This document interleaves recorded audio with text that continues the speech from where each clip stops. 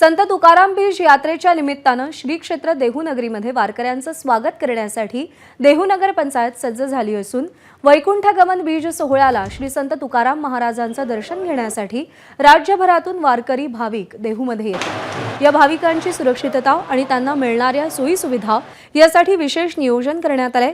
इंद्रायणी नदी घाट परिसर स्वच्छता तसंच मंदिराच्या आतील स्वच्छता, डासांपासून सुटकेसाठी औषध फवारणी, धूर फवारणी, मंदिर परिसर स्वच्छ करण्याचं काम युद्धपातळीवर सुरू असून देहू नगर पंचायत मुख्याधिकारी निवेदिता घारगे यांनी स्वतः लक्ष घालून ही कामं करून घेतली आहेत।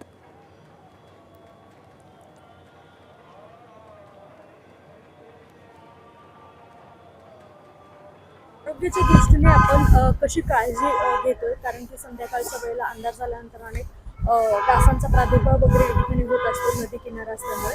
आपण शहरामध्ये फवारणी करत आहोत। आतापर्यंत आपण विठ्ठलवाडी एरिया, माळवाडी असेल, देहू आळंदी रोड या ठिकाणी फवारणी केलेली आहे।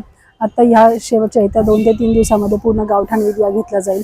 त्याचबरोबर आपला घाट परिसर आहे तो घाट परिसर देखील घेण्यात येणार आहे। आपण पाणी टेस्टिंगसाठी वारंवार पाठवलेले आहेत। येत्या 15 दिवसातले रिपोर्ट पण आपल्याला आता पाणी टेस्टिंगचे मिळते। जीबीएसच्या अनुषंगाने आपण प्रत्येक आरो धारकांना देखील नोटीस इश्यू केलेल्या आहेत। एबीपी माझा, उघडा डोळे बघा नीट।